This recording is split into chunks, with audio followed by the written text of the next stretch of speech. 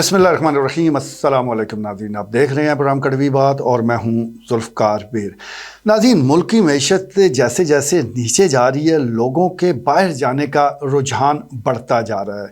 आप किसी भी पासपोर्ट ऑफिस चले जाएं, लाइनें लगी होंगी, और अगर आज आपने पासपोर्ट बनने के लिए दिया है, भले वो अर्जेंट ही हो, तो कई माह लग जाते हैं, सिफारिशें लगानी पड़ती हैं, तब जाकर कहीं आपको पासपोर्ट मिलता है। ऐसा लगता है कि पूरा मुल्क और ख़ास तौर पर इस मुल्क के जो नौजवान हैं वो सारे के सारे बाहर ही जाना चाहते हैं। यही वजह है कि अब रश लगा हुआ है। अच्छा चले, बाहर जाना कोई बुरी बात नहीं, अगर आप बेहतर मुस्तकबिल के लिए जाना चाहते हैं तो ज़रूर जाएं, लेकिन बाहर जाने से पहले अफरा तफरी का जो समा है वो ना बांध दें, क्योंकि इस अफरा तफरी, इस जज्बातियत से कुछ लोग वो नाजायज़ फ़ायदा उठा सकते हैं, जैसा कि इस वक्त हम देख रहे हैं। क्योंकि ख्वाहिश तो बड़ी ज़बरदस्त है और बड़ा जोश जज्बा है कि बाहर जाना है, तो इसी का फ़ायदा उठाते हुए बाज़ जो फ्रॉडिये हैं वो मुतहरक है। अभी चकवाली में एक नया फ्रॉड वो सामने आया है।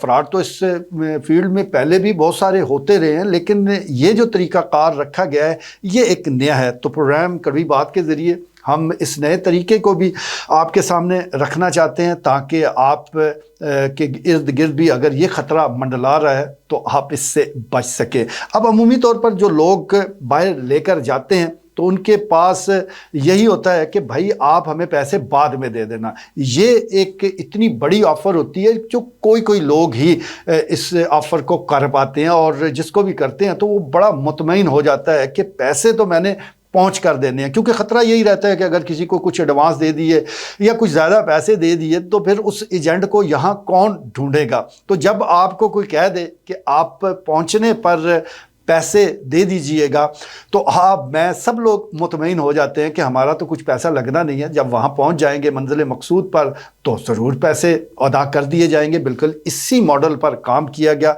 और मुल्क था जी फ्रांस का झांसा दिया गया और यहाँ के 7 नौजवानों को तैयार किया गया। चकवाल शहरी से उनका ताल्लुक़ है और फ़ी कस 50 लाख रुपए उनके साथ तय किए गए। और ये भी तय हुआ कि जब आप फ्रांस पहुँचेंगे तो फिर आपने अपने घर वालों को फ़ोन करना है और उसके बाद वो अदायगी करें।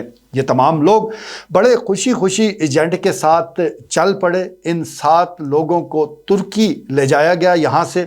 उसके बाद 4-5 दिन का वक्फ़ा होता है, कोई राब्ता नहीं। चौथे 5वें दिन इन नौजवानों के घर वालों को फ़ोन आते हैं कि हम फ्रांस पहुँच चुके हैं, आप जो पैसे हैं वो ट्रांसफ़र कर दें। 2.5 करोड़ रुपए वो ट्रांसफ़र कर दिए गए। घर वाले भी खुश हो गए कि हमारे बच्चे फ्रांस पहुंच चुके हैं, उनकी कॉल भी आ चुकी है, उन्होंने इत्मीनान दिलाया है। लेकिन मामला इससे बिल्कुल उल्ट था।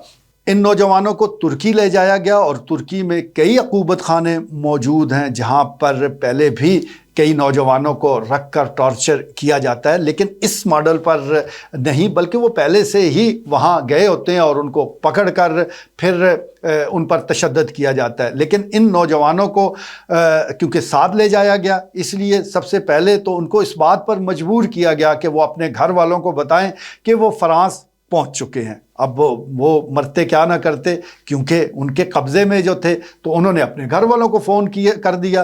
2.5 करोड़ रुपए जब ट्रांसफ़र हो गए तो उसके बाद फिर इनकी कॉल आना शुरू हो गई इन नौजवानों की, जिन्होंने अपने घर वालों को बताया कि हम तो इन स्मगलर्स के कब्ज़े में हैं, ये इंसानी स्मगलर हमें जान से मार देंगे, तो इसलिए ज़रूरी है कि 3-3 लाख रुपए फ़ी कस वो और अदा किए जाएं। अब ये वो पैसे थे जो इन नौजवानों पर खर्च किए गए थे, यानी किसी जो एयर टिकट है या दीगर जो और अखराजात हैं, तो वो ये पैसा इन नौजवानों पर इन इंसानी स्मगलर ने, इन एजेंटों ने लगाया था, तो वो उससे भी हाथ नहीं धोना चाहते थे। वो भी पैसे वो इन्हीं से वसूल करना चाह रहे थे और उन्होंने वो वसूल किए भी।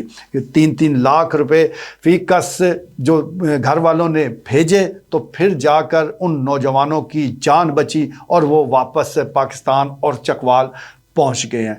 अब ये जो मामला है ये आंखें खोलने के लिए काफ़ी है। इससे पहले भी फ्रॉड के मुख्तलिफ तरीके हमारे सामने हैं। आप एक को जानेंगे तो 2 और तरीके मुतारफ़ हो जाते हैं। तो मैं यही गुजारिश करना चाहूँगा कि ज़रूर आप बाहर जाएं, लेकिन قابل بھروسہ اور جو بھی قانونی کام کرنے والے لوگ ہیں ان کے ذریعے آپ باہر جانے کی کوشش کریں، غیر قانونی طریقہ کبھی نہ اپنائیں، کیونکہ اس سے نہ صرف آپ کے مال بلکہ جان کو بھی خطرات وہ لاحق ہو جاتے ہیں۔ آپ ڈنکی کے ذریعے جائیں، آپ کوئی اور راستہ اختیار کریں، یقین جانیے آپ کی جان کی انسانی اسمگلر کو 1% بھی فکر نہیں ہوتی، اس کے لیے مچھر مارنا اور انسان مارنا ایک برابر ہے۔